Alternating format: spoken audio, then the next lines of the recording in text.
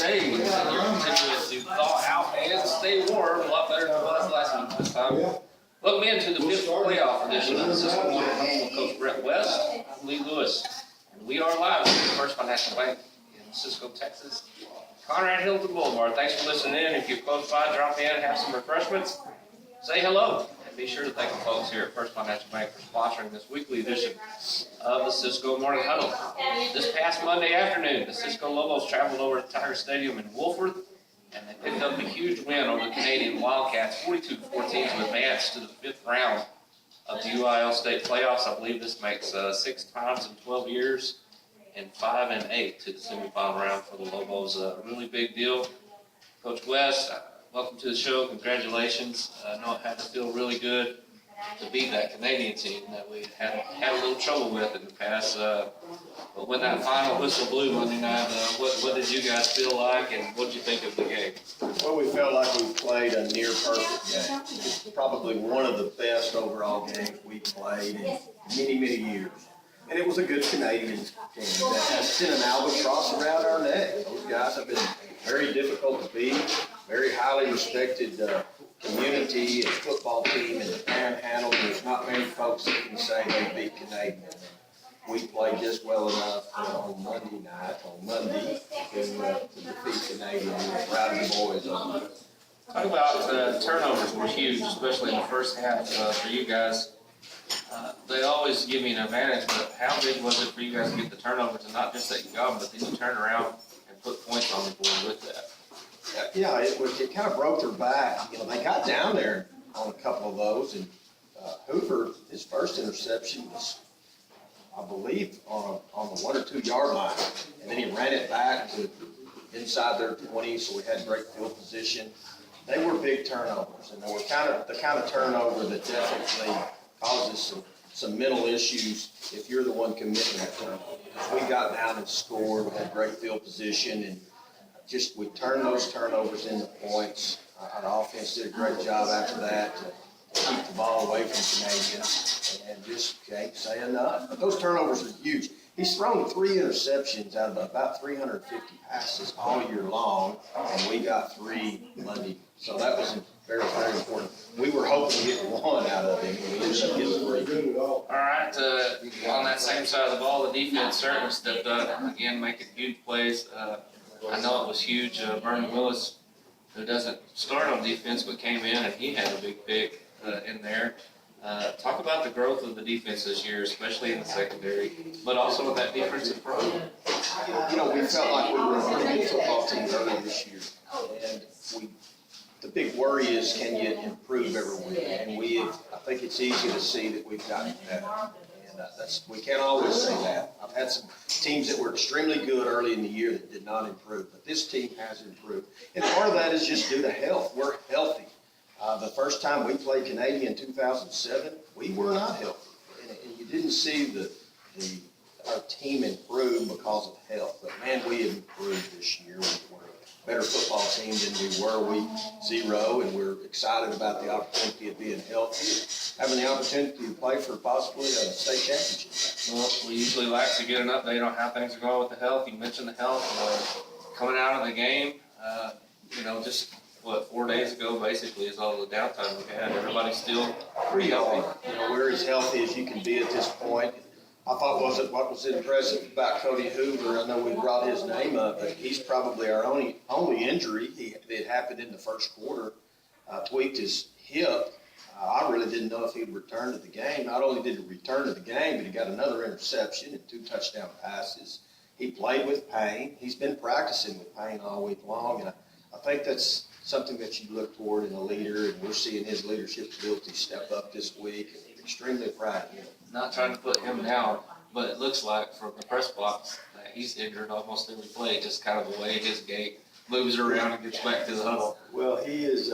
His nickname is Circus Monkey anyway. So we have all kinds of nicknames that we give our kids, and his is Circus Monkey. He looks like a circus monkey on every play, and he makes some pretty special plays. We're proud of him. We make fun of him every day. He's such a good kid. He's one of those kids you like to make fun of because he accepts it so well. But he's a good athlete, and he's a great kid. And he's certainly found a way to help his team win. All right, that'll do it for this first segment of the First Financial Bank Cisco Morning Huddle. We are live here on Conrad Hilton. If you're in, please be sure to stop by. And if not, if you get in later, just tell them thanks for sponsoring us each and every week. We're going to take a 2-minute break. You're listening to the Morning Huddle on KTX Radio 97.7. Back in 2 minutes. Conrad Hilton and Cisco, Texas. Coach West, you guys had a huge win over a very tough opponent. I know that you stressed that with the team. That game's over with now. This one is the most important game of the year for them. We all know what's at stake, but you don't want them looking ahead. The Winter Tigers, throw out the records. They're in the semifinals, same as you guys. Have boys this week responded pretty favorably, all things considered, with the crazy schedule and, a chance to get back to Callaway Stadium? Yeah, I think so, and that was definitely the worry for me and my coaching staff Tuesday when we started on Leonard was we got to get our kids to pretty focused. This was a big win for us, beating a team like Canadian that we've never beat before. Now we've got to get up for Leonard, and everybody was expecting the Cooper to win that game, and Leonard has been making a living off being the underdog, and we've already talked to our kids about that. They've been low on the radar. They didn't win their district. One S&S Consolidated beat them in district play, and then they ran into them, I believe, the second or third round and defeated S&S in the playoff game. They have confidence right now. And one reason they're winning these games is folks haven't taken them serious. Cooper, I have a feeling, was looking to play Cisco or Canadian, and their kids just didn't get up for Leonard. They were a 28-point underdog that particular game, and they'll be an underdog in this one. And they have made a living beating folks better than them or picked to win. And I've already told my kids it's very similar to what we were like in 2002. Nobody took us serious in 2002. We usually got the worst game plan. We got usually a team that wasn't ready to play, and we made a living off of that until we got the Rosebud lot. But this team is extremely similar to that, and I think our kids are mature enough to know that this is a quality football team. They're on high right now. They're excited. They've got confidence, and we better bring our A game. We play as well and have the right mindset as we did last week against Canadian, and we will play for a state championship. But if we don't, we won't. Let's talk a little more about these Leonard Tigers. As you mentioned, they finished third in their district. Actually lost a couple of games. They lost to Gunner and S&S that you talked about. But over the last 5 weeks, they have really come on strong. Is there something in there that you guys have seen or somebody shared information? What's the difference between Leonard of old and Leonard now? Well, they have a very dangerous running back. I think last year alone, he averaged 13 yards per carry. I'm not too sure what he's averaging this year. He's still very, very good. He's by far the best running back we've seen in years. I wouldn't say he's a whole lot faster than us. He's a whole lot quicker than us. I mean, he can make you miss. We'll have to tackle with numbers. But I think probably the biggest change from what I'm hearing out of that area is that they can throw the ball in the playoffs. This quarterback has become on fire. He's 6'3", 195. He's very similar in stature to the Arbuckle from Canadian. I couldn't come up with his name, sorry. But he runs the ball extremely well. And so the quarterback rushing game with the ability to throw the football and a running back that can break those long ones makes them extremely scary. And definitely somebody that we're going to have to tackle with numbers and prevent a big play. They have big plays all over the field, and one reason they've been winning these games. They'll go 3 and out, punt the ball, and the next possession they'll go -2, -1, boom, touchdown. And they hit those big plays. So we'll have to be disciplined defensively. And they're playing great on the other end of the ball, flying to the ball extremely well. They're very, very multiple defensively. They base out of a 3-4, but the other night against Cooper, they ran a ton of 4-4 stack. They run a little 4-3, lots of man coverage. They have great speed with the ability to man up and pile people in the box, which could pose problems for us. And then you look up front, and they've got a couple of big kids up there on both sides of the ball. So far, the size disadvantage that Cisco usually runs into hasn't affected us so much. or at least it hasn't hampered us as much maybe as it has in the past. How do you attribute for that? I mean, what is it about Cisco always seeming to be the smaller team, but still managing to be able to do what you guys do? You know, I've had Coach White with me now for over 10 years, and he is a great offensive line coach. And he just brings so much consistency to our program on that O-line. I mean, he's teaching kids for years, and those kids have been taught the same scheme now since they were in 7th and 8th grade, and it's technique. I feel like Coach White does a great job with technique. We're not as big and strong as Leonard up front, nor were we Canadian, and we can go on and on. Abernathy had 200-300 pounders in there. But by using technique and just our quickness, we feel like we have, I wouldn't say an advantage, but we equalize things. And we'll have to do that again this week. By far, they're big. They're big, and they're quick on defense. A little more difficult this week for Coach White because he's had fewer days to work on, and it's going to be hard to scheme them. And that's something that Coach White does extremely well, too. We may just have to find a way to do it just because our kids have big hearts this week, and that's something that goes a long ways as well in that offensive line. You can be a good offensive lineman at 180 pounds if you've got big heart. Certainly, you guys have heart. Play with a lot of heart, always have. Found out, I guess, late last evening that Colton Kent was named by one national group that was named the National Player of the Week last week. High School Game Center, I think is what it's called. How much has Colton meant to you guys in the playoffs? I mean, he's been phenomenal all year, but it seems like he's been able, even in the playoffs, to step it up another notch. Well, he's so smart.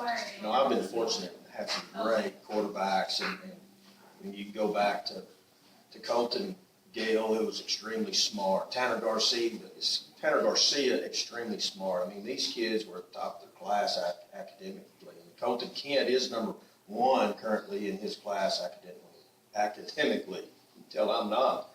And he's a part of the NHS. I mean, he can get things fixed for me that sometimes I can't do because I can't see that defensive front right in front of me there like Colton can. In fact, he's checking just about every play this week, and I'm giving him that ability. And I think I didn't really turn him completely loose, because he's really only had 1 year at quarterback for me. And I've turned him loose in the playoffs, and we're letting him have a lot more liberty of checking plays, direction. And we're going to at times run away from one of their big defensive tackles. It's going to be extremely difficult to block. Colton's going to make these checks, and he's almost 100% on the year on making the right choice. And I think that just says volumes about him and what he can do for me. You know, offensively, he fixes what I can't see. Before we get to the last question, one more.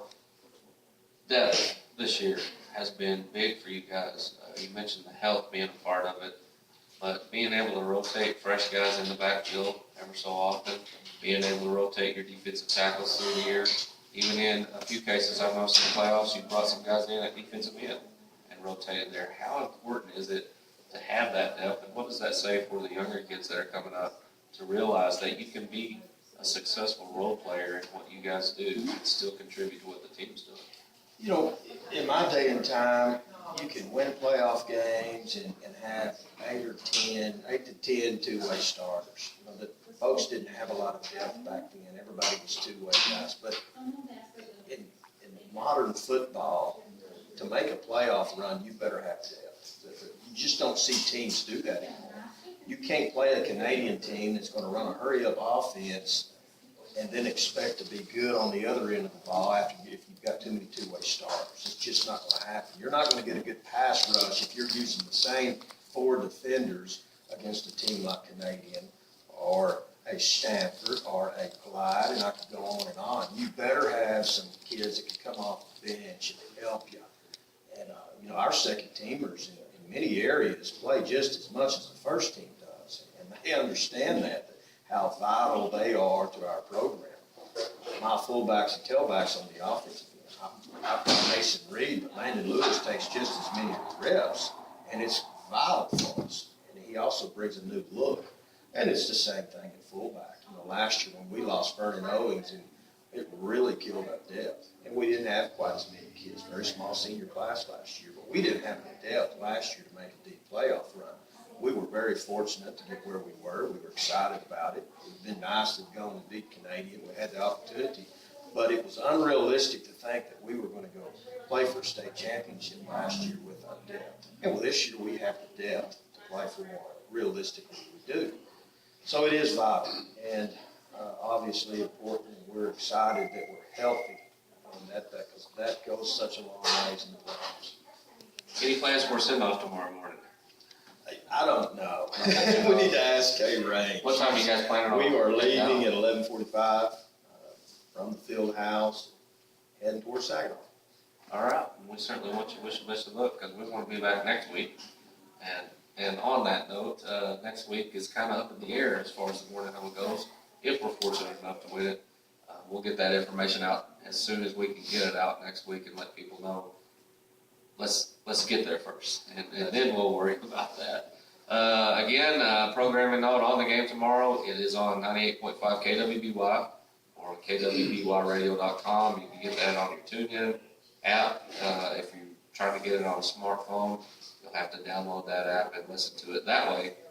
Pre-game starts at 3 o'clock. Kickoff is at 4 o'clock, and we're hoping that we can take care of the Winter Tigers tomorrow night and visit with you again next week. Another program note. Tonight, Eastland Lady Maverick basketball and Cisco Lady Lobo basketball here at Ray Saunders Gym. I think that game is scheduled to start somewhere around 6:30, depending on how the first two games go. I know that the freshman team is playing Marriage JV, I believe it is, at 4. And then our Cisco Lady Lobo JV takes on the Eastland Lady Man JV right after that. And then, of course, the last game of the night will be the Lady Mavs and the Lady Lobos. And I believe Terry Slavin's going to have a call for that on KTX 97.7. So be sure to tune in tonight somewhere around 6:30 for that ball game. And good luck to most of those squads as district continues for them. Hard to believe that we're almost at Christmas. District basketball is already starting to go on. And thank the Lord we're still playing football. It's been a great season. We've been really fortunate. For everyone that's been a part of this, Matthew back in the studio, Coach West and myself, thanks. Everybody have a great weekend. If you're traveling tomorrow, please stay safe. And we'll talk to you next week, hopefully. You've been listening to the Cisco Morning Huddle on KTX 97.7.